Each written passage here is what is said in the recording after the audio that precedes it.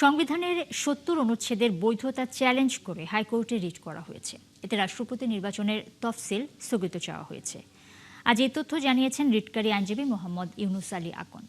আগামী রবিবার বিচারপতি খিজির আহমেদের নেতৃত্বাধীন বেঞ্চে এই রিটের উপর শুনানি হতে পারে।